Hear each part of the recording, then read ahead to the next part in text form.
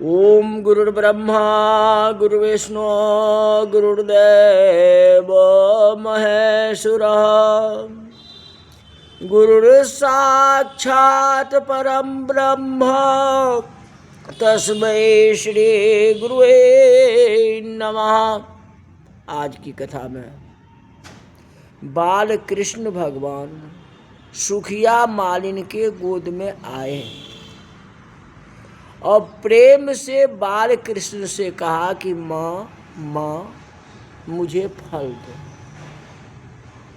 जब माँ कहा तो मालन को अति आनंद हुआ, मैं लाला की माँ हूँ।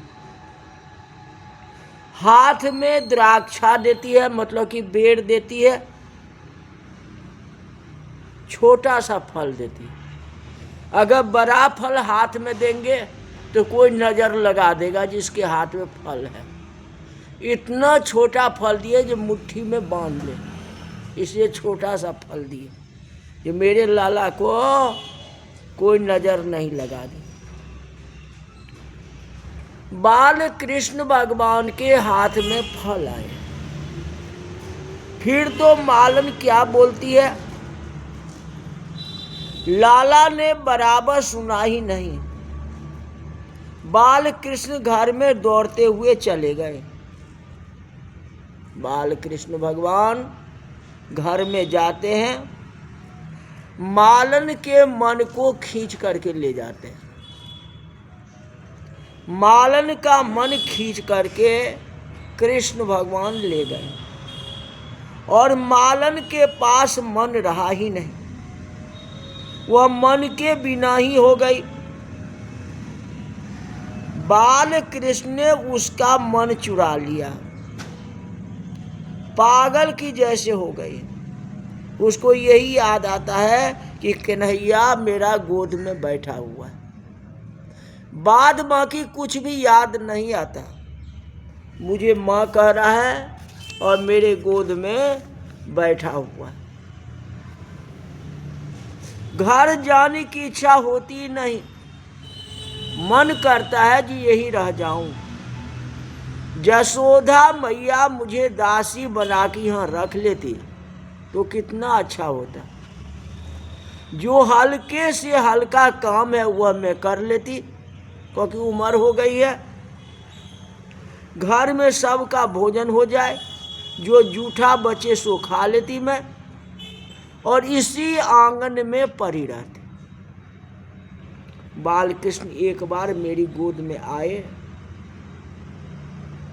मुझे माँ कहे मेरा दिन आनंद से जाएगा।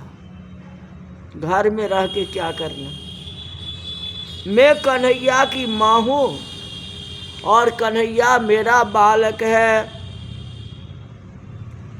मालन को घर में जाने की इच्छा तो नहीं है। मालन विचार करती है जो घर के लोग शोधते हुए यहाँ कहीं आ जाए, पता करते हुए आ जाए, तब तो जाना ही पड़ेगा। उसको इच्छा तो नहीं है, फिर भी फल की टोकरी मस्तक पर रखती है। लाला का स्मरण करती हुई जाती है। कैसा सुंदर बालक है। उसने मुझे माँ कहा और मेरे गोद में आकर के बैठ गया। कैसा सुंदर बच्चा है। घर जाती है। घर जाने के बाद देखा कि उसकी टोकरी रत्नों से भर गई है। मालन ने लाला से कहा था कि मैं बहुत गरीब हूं। गरीबी का ध्यान लाला ने रखा। जो मेरे घर में आता, मेरे आंगन में जो आता है, जो मेरे साथ प्रेम करता है, वह गरीब कभी नहीं रहता है। कौन कहते हैं? भगवान कहते हैं। मालन ने कहा था मैं बहुत गरीब हूं, एक एक रत्न लाख लाख रुपया का है। सुखदेव जी महाराज वर्णन करते हैं जीव जो कुछ कर्म करता है ना, उस कर्म का पुण्य ही फल है। आप दान देते हो, आप प्रभु के नाम का जाप करते हो, आप कथा सुनते हो, सत्कर्म पुण्य ही फल है। जो हम कर्म करते हैं वही सबसे बड़ा पुण्य है। पुण्य रूपी फल श्री कृष्ण को अर्पण करो। पाप पुण्य सब तेरे अर्पण। पुण्य का फल सुख भोगने की इच्छा मत रखो। किए हुए सत्कर्म का पुण्य जो परमात्मा को अर्पण करता है, उसकी टोकरी में भगवान रत्न से भर देते। मानव की बुद्धि भी टोकरी जैसी है। अपरोक्ष ज्ञान ही रत्न है। प्रेम लक्षणा भक्ति के रत्न है। और प्रभु में जब प्रेम हो जाता है तो अंदर प्रकाश दिखाई देता है, बाहर भी प्रकाश दिखाई देता है। तुलसीदास जी ने लिखा कि राम नाम मन देप धरो, जीह देह हरिद्वार, तुलसी भीतर बार हो, जो चाहसी उजियार। श्री कृष्ण प्रेम की रत्न है। आत्म स्वरूप में श्री कृष्ण का दर्शन अपरोक्ष ज्ञान ही रत्न है। जो भगवान को फल अर्पण करता है उसकी टोकरी भगवान रत्नों से भर देते हैं। मालन को अब अंदर प्रकाश दिखता है और बाहर भी प्रकाश दिखाई पड़ता है। दाहिनी ओर प्रकाश दिखता है और बाईं ओर भी प्रकाश दिखाई पड़ता है। मालन देखती है प्रकाश में मेरा बाल कृष्ण खेलता है। अब उसको संसार में कुछ दिखाई नहीं पड़ता है। अंदर बाहर श्री कृष्ण का दर्शन करती हुई पागल जैसी हो गई। श्री कृष्ण के दर्शन में कीर्तन में तन्मय हो गई। हरे राम राम राम हरे हरे, हरे कृष्ण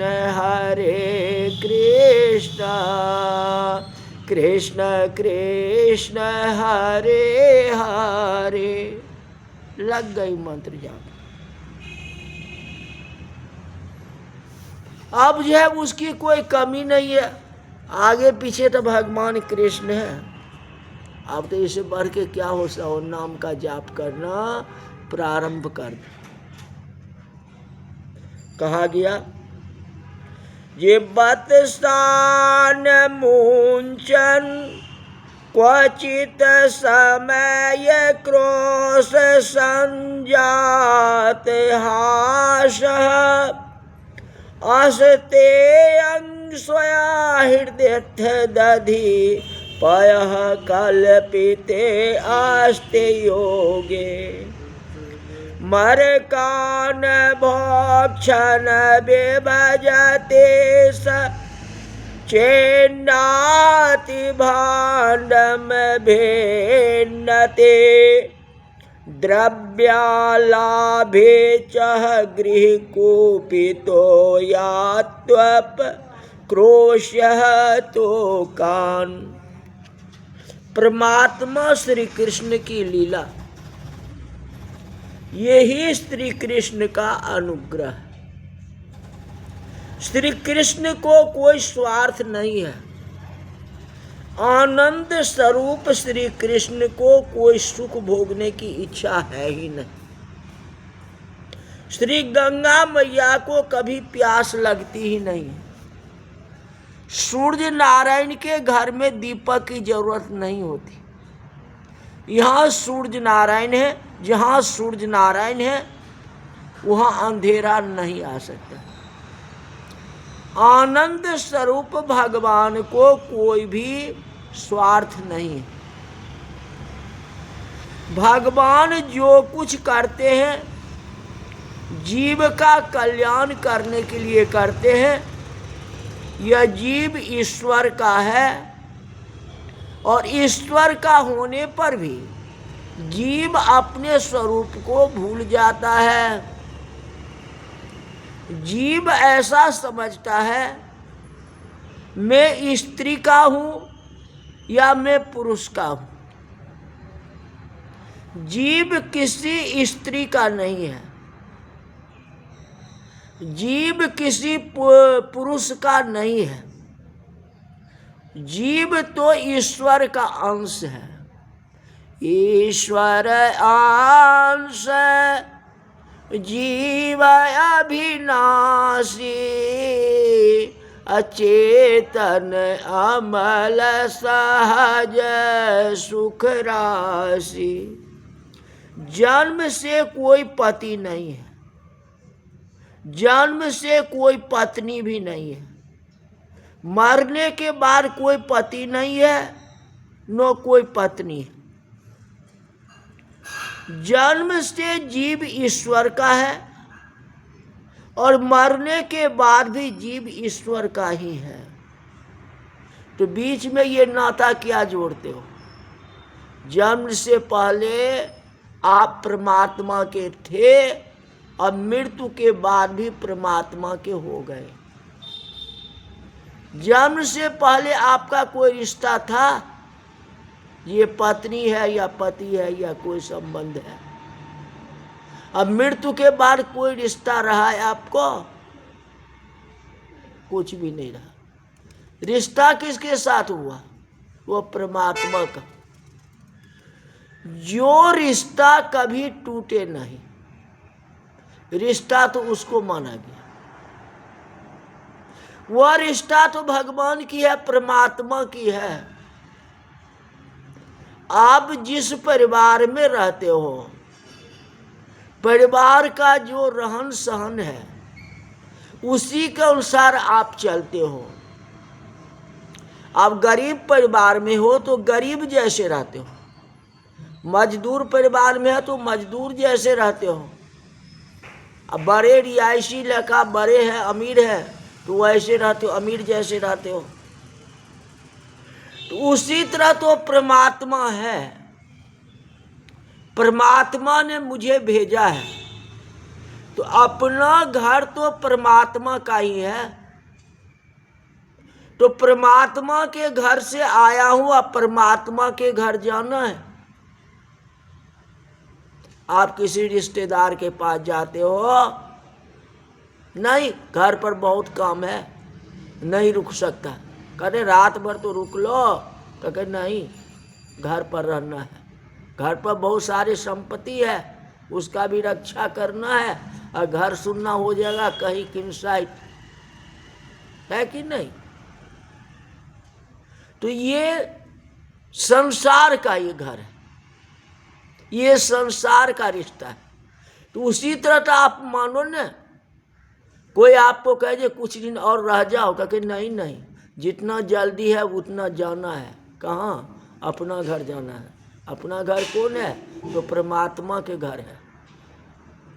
कहते कहते कोई परिवार में कहते जब लड़ाई झगड़ा होती है, कुछ होता है या कोई दुख होता है तो क्या कहते हो? इससे अच्छा परमात्मा ले जाते ना, वही अच्छा होता है। आखिर आपकी मन में भावना होती है ना, इससे अच्छा भगवान ले जाते ना, वही अच्छा होता है। यही बात है। जब मन में ये आता है तो परमात्मा से आप रिश्ता जोड़ो ना। ये संसार तो माया ही है, माया में पल करके क्या करोगे? यही जो है, ये चीज अगर समझ में आ जाए तो सब कुछ है। सब सांसारिक स्वरूप को भूल जाओ और उस परमात्मा के रूप को ध्यान कर लो। प्रहलाद ने हिरण्यकश्यप को जवाब दिया। हिरण्यकश्यप पूछा जो भगवान कहाँ हैं? कहते हम में तुम में खार्ग खम में, जहाँ देखो तहाँ राम ही राम।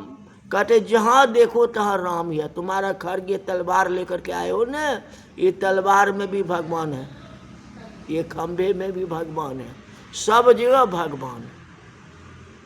तो इस बात को मान करके चले हुए संसार में सुखी जीवन हो जाएगा, इसमें कोई प्रकार की संदेह नहीं है। इस तरह आज की कथा यही तक रही। बोल वृंदावन बिहारी लाल की जय।